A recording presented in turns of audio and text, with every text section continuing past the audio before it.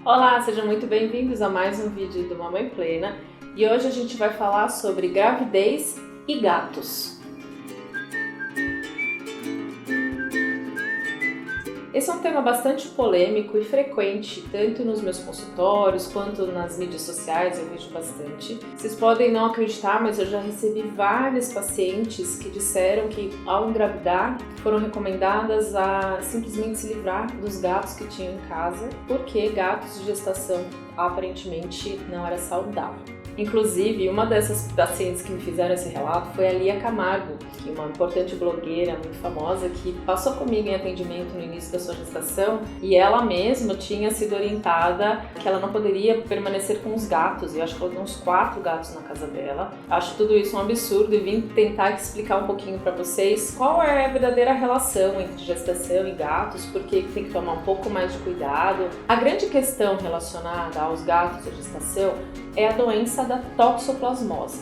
E por que essa tem tanta relação com os gatos? É porque os gatos são os principais hospedeiros desta doença.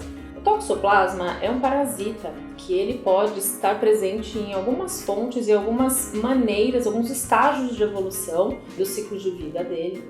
E o gato é o principal hospedeiro deste parasita. Nos gatos, o toxoplasmose consegue viver todo o seu ciclo de vida, então ele acaba sendo um importante transmissor da doença para nós humanos. Em geral, quando um adulto se contamina pela toxoplasmose, ele pode manifestar alguns sintomas leves, alguns sintomas que podem passar despercebidos, tanto que a maioria de nós, quando faz o exame pré-diagnóstico, às vezes descobre que já teve essa doença e nem sabia, nem percebeu. Mas, se a mulher se contaminar na gestação, o bebê pode sim ser contaminado também por este parasita e ter consequências bem sérias. Então, esse é o grande problema, a grande questão que liga a gestação aos gatos. Mas vamos esclarecer aqui algumas coisas, que não quer dizer que, por existir o risco dessa doença, você tem que simplesmente se livrar do seu animal de estimação. Não, você vai ter que tomar alguns cuidados, tá? Um gato que esteja contaminado, ele pode eliminar nas fezes o toxoplasma. Essas fezes, elas podem, se o adulto tiver contato manipulando essas fezes e depois com uma mão não bem limpa, tiver contato com boca, com saliva, o adulto pode se contaminar. Além do que, essas fezes dos gatos contaminadas, elas podem contaminar alimentos que a gente ingira in natura, por exemplo, saladas, frutas, e aí se a gente consumir esse alimento contaminado, também podemos nos contaminar para a doença. Além disso, alguns animais que a gente come a carne, como por exemplo a vaca, o boi, eles podem também se contaminar ao se alimentar das plantas, dos alimentos in natura contaminados. Eles podem se contaminar por esse parasita, o toxoplasma, e a carne deles ficar contaminada. E aí, se a gente ingerir essa carne mal passada, crua, também podemos nos contaminar da doença. Então, a maneira com que o adulto tem que se contaminar pode ser tanto pela ingesta de alimentos in natura mal higienizados, quanto pela carne mal cozida, mal passada, carne de vaca, carne de porco. Então, a gente também pode se contaminar ao manipular as fezes de gatos contaminados. Então, se a gente entende como a gente pode pegar a doença, a gente vai usar mecanismos para evitar se contaminar, concorda? Então, se você tem gatinhos em casa, você vai manter os seus gatinhos em casa, só que quando você for limpar a larinha do gato, se você for ter contato com as secreções do gato, você vai usar uma luva, você vai na sequência lavar bem a mão, você pode inclusive usar máscara, enfim, você vai usar métodos higiênicos para cuidar do seu bichinho. Além disso, você deve, na gestação, tomar muito cuidado para não ingerir alimentos in natura mal higienizados. Então, toda vez que você for comer salada, frutas cruas, verduras cruas, você tem que lavar, higienizar, deixar de banho no molhinho e tudo mais. Uma recomendação que eu dou para as minhas gestantes é evitar consumir esses alimentos in natura cru fora de casa, que a gente não sabe muito bem se foi bem higienizado. E, por fim, não ingerir carnes cruas, mal passadas, mal cozidas. Dessa maneira, você vai estar evitando se contaminar por essa doença, em especial durante a sua gestação, para evitar a contaminação do bebê, ok? Agora, existe também uma maneira de descobrir se você está suscetível a ter essa doença ou se por acaso você já teve e está imune. Porque se você já teve essa doença há algum tempo atrás, Lembrando que eu disse que você pode nem saber dessa doença, porque ela é muito pouco sintomática.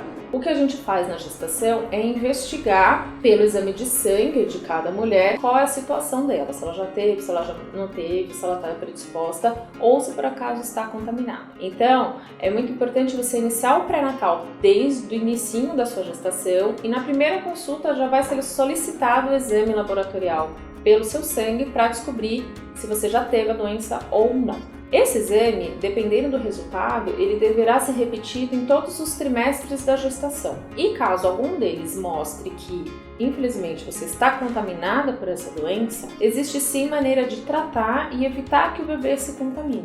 Então, por isso que é tão importante fazer o diagnóstico desde cedo. E como é feito esse tratamento? Com o uso de antibiótico. Então, tem um antibiótico específico que, caso a mulher demonstre contaminação pela toxoplasmose, ela vai precisar tomar ao longo de todo o seu pré-natal. Sim, é um pouquinho cansativo, mas é muito importante, até que o bebê nasça e aí ela suspende o tratamento. Dessa maneira, a gente pode evitar que o bebezinho sofra alguma consequência da toxoplasmose. Mas não para por aí.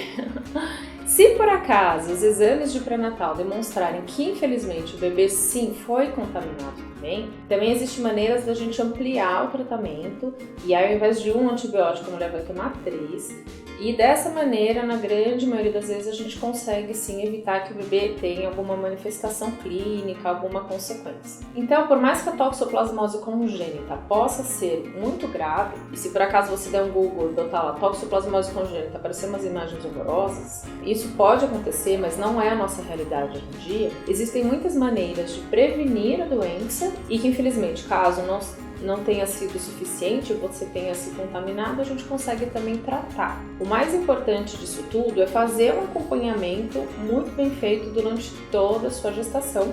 Aliás, mais uma vez eu vou falar isso que eu já falei, eu recomendo que esse acompanhamento seja pré-gestacional, porque a gente pode fazer essa investigação já desde antes de você engravidar. Vocês estão pensando ali em querer ter um filho ou não, a gente pode já fazer esses exames e talvez trazer um pouco mais programação e de tranquilidade aí para os meses da gestação. Então os gatinhos são fofinhos, são da família, não se livrem dos gatinhos, vamos só realmente cuidar para que uma doença não gere ali um desconforto maior para vocês, tá? E é isso, espero que tenha dado para entender. Eu fico um pouco receosa quando eu falo assim de doença aqui, de falar muito, ficar meio confuso, então se por acaso isso aconteceu, deixe nos comentários se ainda ficou alguma dúvida para eu tentar ajudar, para tentar esclarecer, tá bom?